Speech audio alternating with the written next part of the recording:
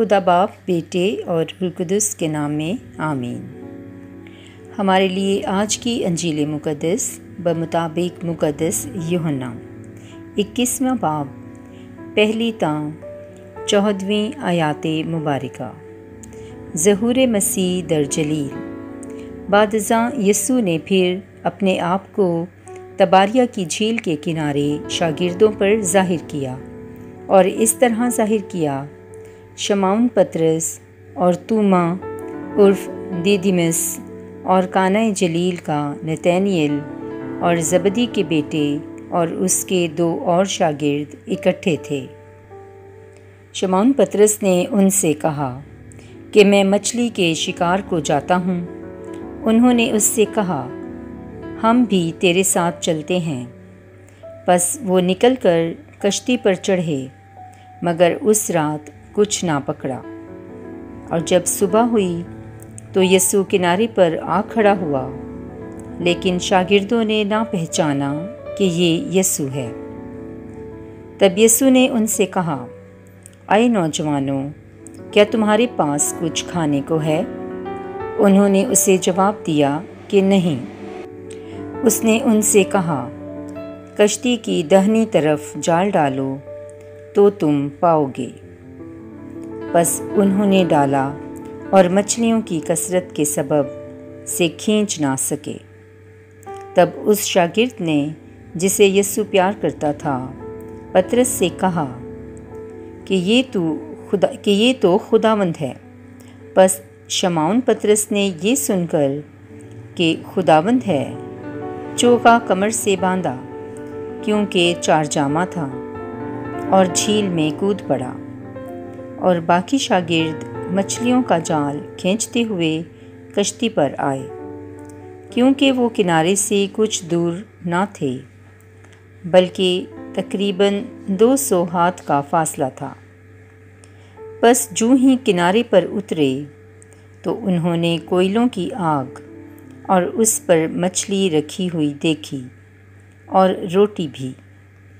یسوع نے ان سے کہا، ان مچھلیوں میں سے لاؤ جو تم نے ابھی پکڑی ہیں۔ شمعون پطرس نے چڑھ کر جال کنارے پر کھینچا۔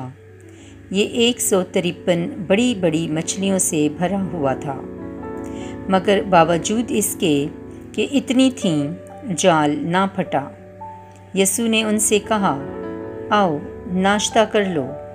شاگردوں میں سے کسی کو جرأت نہ ہوئی کہ اس سے پوچھے کہ تو کون ہے، کیونکہ وہ جانتے تھے کہ خداوند ہی ہے۔ یسوع آیا اور روٹی لے کر انہیں دی، اسی طرح مچھلی بھی۔ یہ تیسری مرتبہ تھا کہ یسوع مردوں میں سے جی اٹھنے کے بعد شاگردوں کو دکھائی دیا۔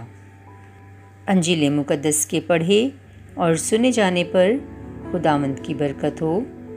خدا کا شکر ہو۔ آمین۔ خدا باپ، بیٹے اور روح القدس کے نام میں آمین۔ جی اٹھے مسیحا کی سلامتی اور اطمینان ہم سب کے ساتھ ہو۔ آمین۔ This day was made by the Lord. We rejoice and be glad. Alleluia, Alleluia, Alleluia۔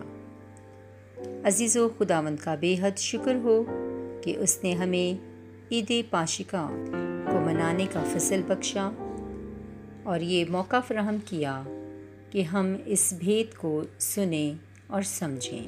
آمین۔ آئیں عزیزو، آج کی تلاوتوں کا جائزہ لیتے ہوئے اس بات پر دھیان و گیان کرتے ہیں کہ خداوند یسوع المسیح کا دکھ اٹھانا، رد کیا جانا اور پھر صلیبی موت کا دکھ سہنا، اور اس کے بعد مردوں میں سے تیسرے روز جی اٹھنا ہمارے لیے کیا معنی رکھتا ہے۔ آئیں آج اس بات پر غور و خوض کریں کہ مسیحا کی قربانی اور کفارہ اور مردوں میں سے تیسرے دن اس کا جی اٹھنا ہمیں آج کیا خصوصی پیغام دیتا ہے۔ جیسا کہ ہم نے پچھلی تلاوتوں میں بھی سنا کہ کس طرح مسیحا جی اٹھنے کے بعد اپنے آپ کو شاگردوں اور دیگر عام لوگوں پر ظاہر کرتے ہیں۔ تو آئیں عزیزو، ہم بھی اپنے پیارے آسمانی باپ سے اس بات کی دعا، منت اور درخواست کریں کہ پیارا آسمانی باپ ہم سب کی عقلوں، دل و دماغ کو چھوئیں تاکہ ہم مسیحا کے اس جلالی نام کو پہچان لیں، جیسا کہ رسولوں کے اعمال 4 باب 1 تا 12 آیات میں درج ہے کہ یہ وہ اعلیٰ نام ہے جس کے سبب سے ہماری مخلصی اور خلاصی ہوئی، اور اس نام کے وسیلہ ہم بچائے گئے۔ اور مزمور 118 اس میں درج ہے، اور جس پتھر کو معماروں نے معمولی پتھر سمجھ کر رد کر دیا، وہی کونے کے سرے کا یعنی بنیاد کا قیمتی پتھر ہو گیا۔ پریز دی لارڈ۔ تاکہ ہر گھٹنا اس نام کے آگے جھکے، یعنی یسوع نام کے آگے، کیونکہ خداوند نے بھی اس عظیم قربانی کے وسیلہ سے اسے وہ اعلیٰ نام بخشا جو کسی دوسرے کو بخشا نہ گیا۔ آمین۔ آئیں آج کے بعد عید پاشکا یعنی پاک شراکت میں شریک ہوتے ہوئے، روٹی توڑتے ہوئے اپنے خداوند یسوع مسیح کو پہچانیں، جس طرح وہ اپنے آپ کو شاگردوں پر ظاہر کرتے نظر آتے ہیں۔ اسی طرح ہم بھی خداوند سے دعا مانگیں کہ ہم بھی اس کی پہچان اور مکاشفے میں روز بروز آگے بڑھیں، ترقی کرتے چلے جائیں اور ایک فتح مند اور غلبہ والی زندگی بسر کریں، جس کو دینے مسیحا اس دنیا میں آیا کہ ہم زندگی پائیں اور کثرت سے پائیں۔ جی اٹھے مسیحا کی فتح اور غلبہ سے بھری زندگی ہم سب میں کثرت سے سکونت کرے، اور ہمیشہ یہ فضل اور توفیق خداوند ہمیں آگے بڑھنے کے لیے دیتے رہے۔ مسیح ہمارے خدا